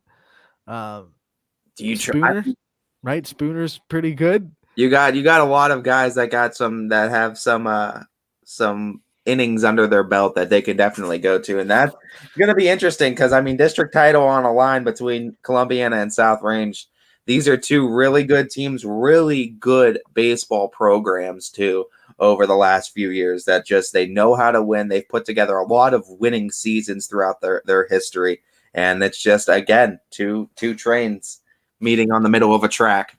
And it's going to be a straight up pitcher's duel. I would be surprised if this game went over 4 runs. I mean, I think it's going to be 3-2, 3-1, 2-3, 2-1, something like that, because both these teams have really good pitchers on the hill, and they have depth in the pitching mound too. So it's not going to be like they threw their only bullet in the district semifinals. They both have other guys they can go to that can dominate you just as well. And like I said, I imagine it'll be Skirpak, and I would guess Pleska on the Columbiana side, but they both teams have other options they can go to as well. Yeah, no doubt. I mean, and that's the biggest thing is that they have depth, and I think that's what's the most dangerous about these teams. But what we're, I think, forgetting the most is that you're at this championship game, you're throwing everything you got because if you win, you get a week off. So we're going to see everything South Range has, everything Columbiana has. They're throwing it in this game to try to come away victorious because, you win this game, you have a week off to just rest up all your guys then. I think that brings up an interesting kind of strategy kind of conversation in baseball specifically, because softball, you don't worry about pitch count. And obviously to this game, you don't either because, you're off for a week. So even if you throw 180 is the max, 100 is the max. I'm sorry, 102, 100. What? It's close to that is the max you can throw in one game. 125, I think. Is it 125? 125 is the number. So even if you throw 125, you're good for the regional semifinals because you got a week off. So the question is, do you have a short leash for your pitchers, or do you let them go and say, I trust this guy to get out of stuff? Because you can throw everybody. Like you said, you can throw the kitchen sink at these teams. And if they're starting to see someone, do you have that short leash? Or because you can have the pitch limit and you can go all the way and not worry about, him being used for the next day, do you kind of give him the long leash and say, he's our ace, he's our guy, we trust him? That's going to be interesting. That's why Coach Danik and Coach Wolf are in the positions they are because they make those decisions, and we don't. We're not. It's gut feeling too on just what the situation is. But now looking at this now, how big is 6 2/3 innings from Riley McElwain in the district semi? Now you have all these other pitchers that you have available for this game that haven't thrown a whole lot. Riley kind of was the Iron Man and put those innings on his shoulder and said, no, we're going to have everybody else available for this championship game. So that's going to be interesting going in this one. What was the Jack threw 33 pitches in 2 innings. So I don't know where the tier is. If that means he's Is 33 enough that he can pitch tomorrow, or is that too Oh much? yeah, absolutely, absolutely. I think it's just you need it's all about days rest. So what South Range they might have opted to do, what Coach Hannock did, is just we're gonna pitch a couple of guys, but we're gonna keep all of our guys then. Instead of take one of our guys out of the rotation, we're gonna keep all of them and just have as many guys as available to us as we can that way too. And I mean, it's English through 92, so he's probably out with this 1 day rest. likely, yes, likely then. So pitch count's the biggest thing too. So if there's one that's out, you're probably saying McElwain and then English then are the two that are out. Like So 92 pitches though in 5 innings. You know, I don't know. That's taking a brunt of it. Champion made him use a lot of pitches to get through that. That's huge. I mean, but still eating 5 innings like that is huge in a district, because that's 5 innings that didn't have to go to other pitchers. That's big. So anytime you can get big chunks like that from a pitcher, you take that any day of the week. Absolutely. Props to Tyson Terechak for coming in and cleaning it up and making sure that new pitcher didn't give up anything, and the Raiders kind of came through, and he threw 2 innings and didn't give up a hit. So he did a good job out of the bullpen to keep that lead. It wasn't huge. It was 3-0 when he came in, and then he gave up an unearned run. So he really had to pitch with a 3-1 lead. And he locked it down and kept the Raiders at the front. They win once again, and they will go to the district championship game for the 4th straight time. And so you got one team that's been there for 4 years in a row, and you got one team that's there for the first time since 2011. Very interesting. Yeah, and I mean, Columbiana getting back there, but no doubt 2 great coaches that are definitely have a lot of aces in the hole as far as pitching is concerned that they can throw on this one. It's going to be interesting to see these 2 minds go up against each other. These 2 really good programs go up against each other. Only one can be represented, but we're glad that it's a YSN team either way. That's going to be district champion in this one. We flip over to the Struthers district of Division 3, and unfortunately we have to say goodbye to Cardinal Mooney, who saw their season come to an end. One of those days in baseball, it happens. It just got away. It is one of those games that nothing kind of went the way that Mooney wanted it to go, and Rootstown took advantage of every little mistake they made. And props to Rootstown for being ready, because not every mistake in baseball is capitalized on. Rootstown capitalized on every single mistake Mooney made, and they ran away with an 11-1 victory in the district semifinal. Rootstown advances. Alan Caberta actually did a really good interview with Coach Reese after the game to kind of reflect on the season and try to put it in perspective. You can find that interview on our YouTube page and on the recap of ysnlive.com. Yeah, and great job by Cardinal Mooney on this season too, and they put together one heck of a season. But obviously, give props to Rootstown. We've been saying it since the tournament began in both baseball and softball. This is not a team you take lightly. They know how to play. They know how to compete, and when, like you said, especially if you're having an off day, they're one of those teams. They know how to capitalize on it, and they know how to get you on your off days. And Mooney had probably the best baseball of their season in the sectionals to get to this point. They played extremely clean baseball. They ran away and they beat the 2 seed pretty easily. So obviously a little disappointment coming off of the best baseball to this, but still you have to say that, the growth between the first game of the year and the final game of the year for this Mooney baseball team is astronomical, and that's kind of your job as a coach at the end of the day, because only 4 teams, like we said in softball, and now we're gonna have to say in baseball, only 4 teams in the season with a win, right? So I think your main job, obviously everyone wants to win a state championship, but I think most coaches would agree their main job at the end of the day is to get their team better from the start of the season to the end of the season and see growth. And I think the growth that we saw in Cardinal Mooney from the first game they played to that run they just made in the sectionals, where they played probably their best baseball they played all year, that means Coach Reese did his job. In my opinion, he did his job. He got his team to, develop and grow from the start of the season to the end of it. Yeah, absolutely. And I mean, again, props to Cardinal Mooney. Great job too by Coach Reese, and great job by the Cardinals on a fantastic season. And for the Rovers, they got through the south side on the road to Akron, but they still got to get through the north side too, is the issue, it looks like. Perfect segue as we go right into the last recap and the last result from last night in Division 3. Ursuline gets the win, and they beat Cardinal by a score of 3-0 to advance to the district championship game. That's a big win for the Irish, too, getting themselves to the district championship game. And, of course, we would have loved to see a holy war here on YSN, but we got one side of the coin on here, and that just shows that baseball is a fickle sport, and sometimes hot runs can come to a complete stop, and that's the case, too, and that's where Rootstown was just the hotter team on that night. But this sets up a really good district championship game, man. We know what Rootstown brings to the table. I don't think anyone's taking the Rovers lightly anymore in this tournament. They've seen what they've been able to do throughout it. They know that they bring a competitive team to the table, but so is Ursuline. We know Ursuline's prepared. They're one of those teams that they've played a schedule that has more than prepared them for moments like this. You know, the Irish have so much depth at pitching too. I'm curious who takes the start on the mound for Ursuline in this one. As far as this game, Andrew Carrilla got the start. He pitched really well. He and Davey Smith combined for the shutout. Carrilla lasted 5 1/3 innings, and then Smith came and finished it.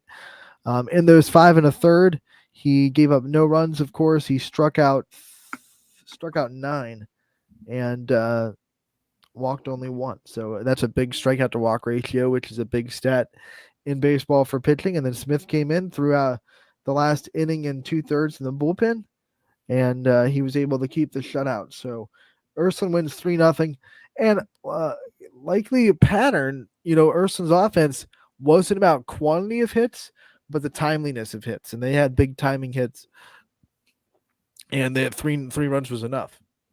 Yeah, and I mean, does this line up Trey Civarella to start now? I think so. I mean, I mean, you would think, and I mean that's just going to line up Carrilla for anything too. I mean, Carilla's a lefty too that we've had on. Lost you, Ty. Huh? Well, I think we lost Anthony actually is the issue, but no, Carrilla the lefty for the Irish too, and he's a phenomenal pitcher at that. We've actually had a chance to have him on Running Point. And he was featured too. You can find that interview on ysnlive.com as well as our YouTube pages. But yeah, Andrew Carrilla, the southpaw for the Irish, and I mean he's a phenomenal pitcher at that, and does a great job too for Ursuline. And you would think he's going to be on the bump for regionals if the Irish can get there. We'll see if Trey Civarella starts for Ursuline, but either way, this should be a fantastic matchup between the Irish and the Rootstown Rovers, as that winds out everything too that happened last night as far as games are concerned. And you can find all those recaps and stories on ysnlive.com. We're going to take one of our final breaks of the day. When we come back, we're going to preview the games that we're going to have on the network tonight, as well as anything else that we're going to have going on for you on YSN Live. Back. Sorry about that. Pops back in. I had a little bit of a hiccup with my internet connection, but luckily it only lasted for about a second. You're all good.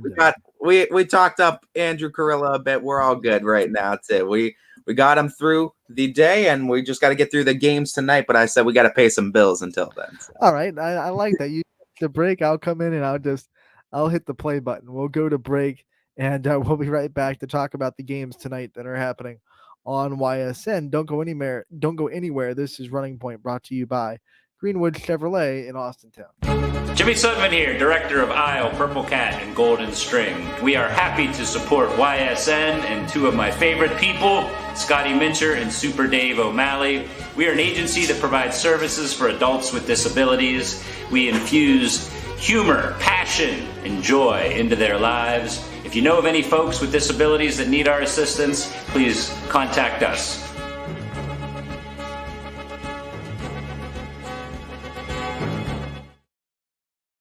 How lucky are we to have not one, but two 18-hole Donald Ross Championship golf courses right here in our backyards. Mill Creek Golf Course was selected by Golf Week as one of America's 30 best municipal courses, continuing to challenge golfers of all levels and featuring PGA professionals, golf instruction, a players' rewards club, kids programs, and a pro shop and grill room for a memorable golf experience.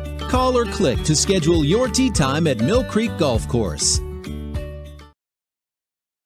At Greenwood Chevrolet, we offer a worry-free experience for all our customers. From sales to financing and even service, we'll help build your perfect vehicle and lock in your trade value while your vehicle is being built. No worries. We guarantee financing. regardless of your situation or credit history. No worries. And when your vehicle needs service, our award-winning team will get you back on the road. No worries. That's what going the extra mile means. Only at Greenwood Chevrolet. Now is the time to think about your future, where you want to go, what you want to be. Your future can start now at Kent State Salem or Kent State East Liverpool. We have programs that will open doors and provide opportunities for you to pursue your passion. We are affordable, we are close. You call it hometown, we call it Kent State University. Learn more at www.kent.edu/Columbiana. You belong here. Welcome back to Running Point on ysnlive.com. You belong at Kent State Salem and Kent State Columbiana, but you also belong here in Running Point listening to us. Thank you so much for tuning in, everybody. If you've been tuning in for the whole show, we thank you. If you're just tuning in, we also thank you.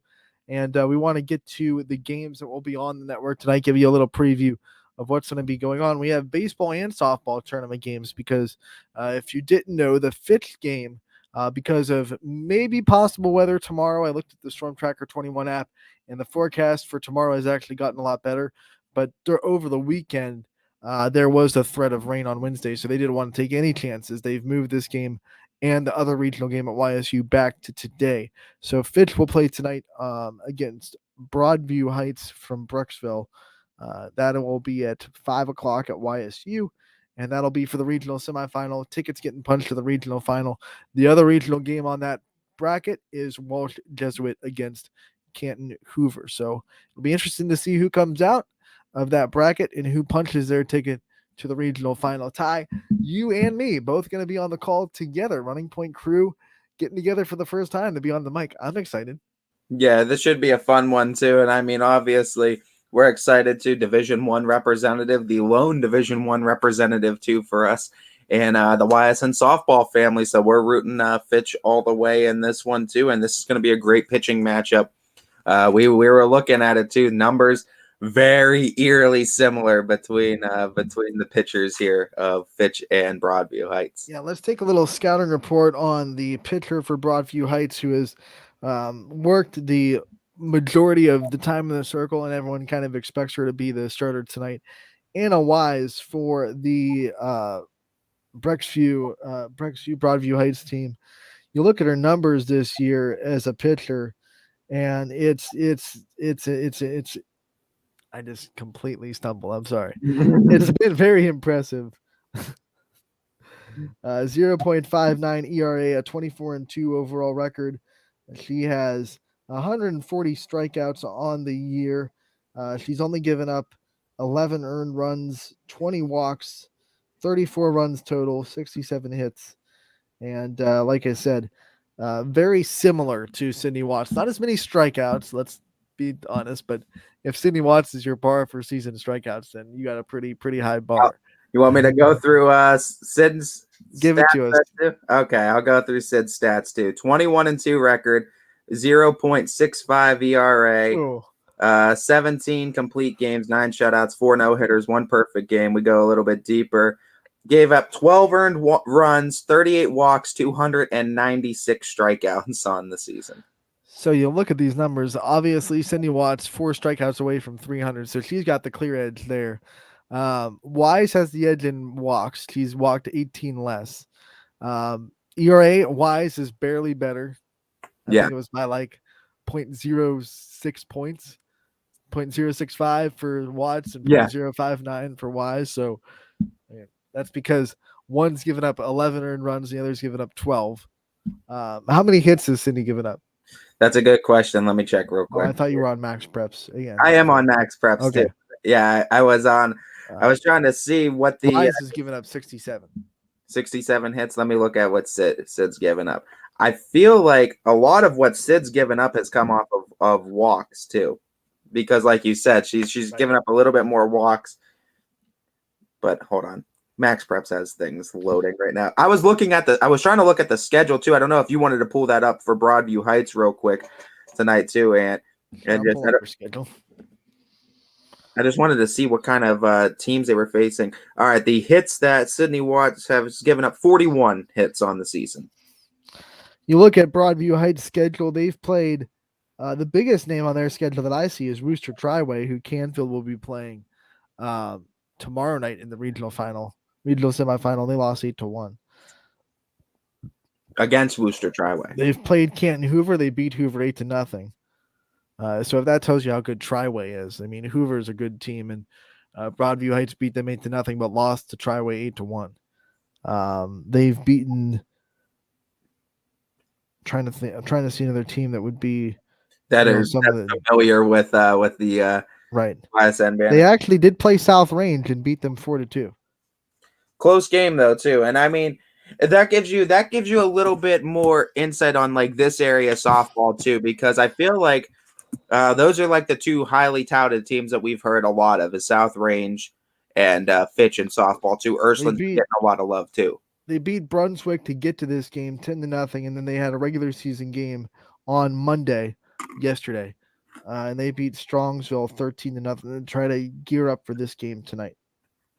Should be interesting. So they are 26-3 on the year, and Fitch is 22-2. And the sad thing is we get into these regional games, and someone's season has to end, right? Someone's incredible season has to end tonight, and obviously we're hoping it's not Fitch because they're a YSN team. But as a softball fan, you realize at this level the amount of work that these players have put in, and how talented the teams that are when they get to this level. It's one of the sad realities that like one of these teams with really talented players, and one of their seasons has to end. It's just the reality of the tournament, and we're going to see who can bring their best for Fitch versus Broadview Heights tonight.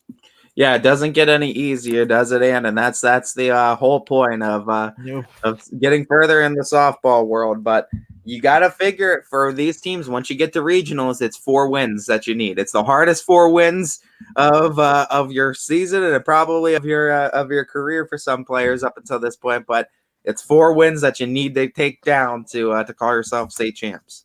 Here are the baseball tournament games that are on tonight. Warren JFK versus Lisbon. That'll be on scene 1, 5:00 first pitch. It's an all YSN matchup, which makes everyone happy. Yeah, Dom O'Brien will be on the call for that one. Heartland Christian will be taking on Lake Center Christian at Scene Park as well at 5:00. That'll be on field 2.